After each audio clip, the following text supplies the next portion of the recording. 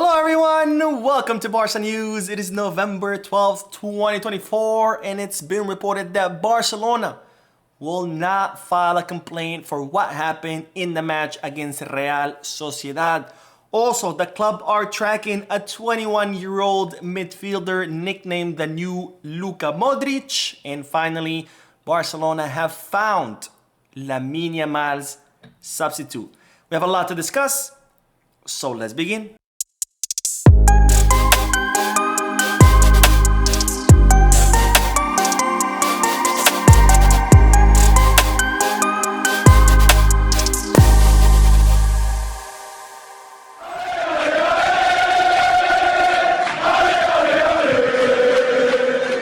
Hello everyone, welcome to the channel. My name is Mo, and before I begin with the news, just a quick reminder to make sure to hit that like button, subscribe to the channel, and drop a comment.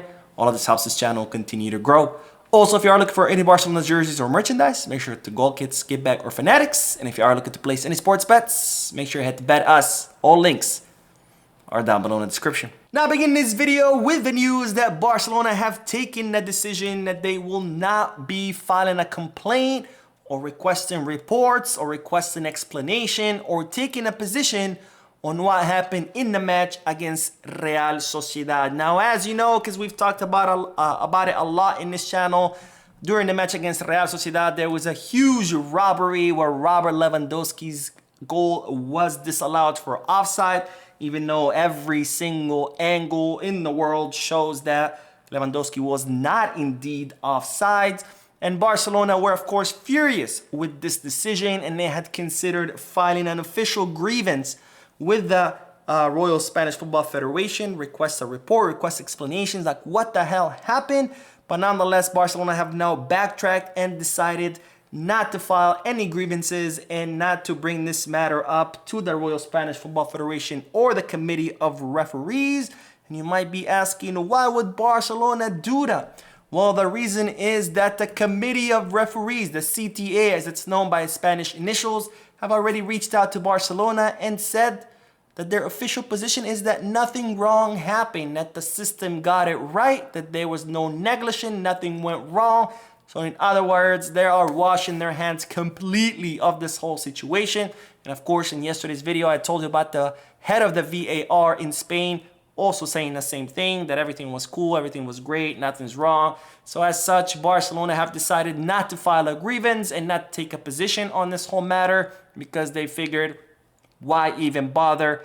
Nothing is going to happen. And of course, that's exactly what I thought was going to happen, because instead of saying, hey guys, something went wrong, let's figure out what happened, let's try to correct that mistake and never let it happen. As always, the Royal Spanish Football Federation and the Committee of Referees completely washing their hands, doubling down on their mistake and digging their heels in.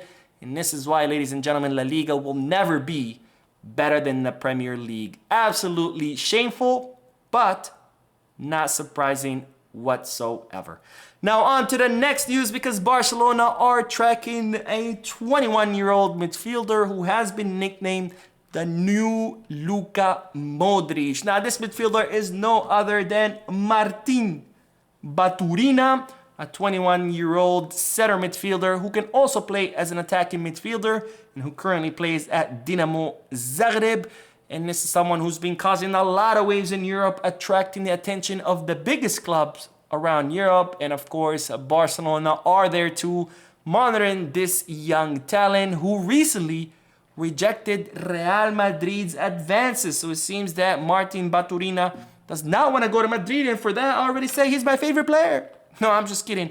But Martin Baturina rejecting Real Madrid's offer, and they're saying that Barcelona could sign him for around 20 million euros. They haven't made a decision yet, but they are closely tracking the player. And even though I always welcome young, promising talent, I don't really think we need a center midfielder or an attack midfielder. I think our midfield is plenty stacked. Not to mention there's even more midfielders in the Barca Athletic Aaron Academy coming up.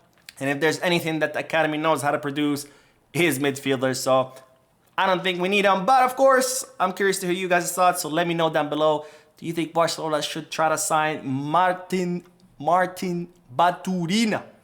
Anyways, speaking of midfielders, since we have a million of them, it's time to talk about Noah Daric, because the German is becoming more and more important at Barca Athletic. Of course, Noah Daric struggled when he first arrived. He was signed with lots of fanfare as one of the most promising midfielders in Europe. When he arrived, he was struggling a lot, and it didn't seem like he could find a place on the squad. But this season, he has been growing in importance for Barca Athletic, slowly consolidating himself as a very important player at Barca Athletic. But the surprising thing is that you won't believe where he's consolidating himself, and it's as a winger, not as a midfielder. So Noah Daric is becoming a very important winger at Barca Athletic. Of course, Noah Daric is someone known for his great touch, how great he is with the ball, how well he reads the field. But the problem was always that whenever he didn't have the ball, he kind of disconnected. You know, he didn't track back as well. He didn't press as well. Kind of like the problem that we had with Pablo Torre or with Ricky Puig. But now he seems to be doing a lot better as a winger. So it's going to be very interesting to see whether he continues to shine in that position, and whether if he does eventually make it to the first team, if he will be a Barcelona winger rather than a Barcelona midfielder. Now, speaking of Barca Athletic, speaking of promising young players, Barcelona have officially found the replacement for Lamine Yamal, or I should say someone to rotate with him, not replacement, because you cannot replace Lamine Yamal, but someone to rotate with Lamine Yamal, a substitute for Lamine Yamal, and it's no other than someone who we've talked about a lot, which is Toni Fernandez, the 16-year-old attacker in Barca Athletic, who's of course known for his speed, his dribbling ability, his creativity, and his incredible ability to read the game and find the back of the net. And this is someone that Flick has been watching his games. He's even called him up to trainings. He took him to the preseason tour in the US. So Flick is very aware of this young talent. He's been tracking him for quite some time, and it's reported that Flick is considering making Toni Fernandez the substitute of Lamine Yamal, because after all, Toni Fernandez has very similar characteristics and a similar player profile as Lamine, so it would make sense to have two players of the similar profile rotating together. Now, Toni Fernandez is suffering from an ankle injury, which will see him out until December.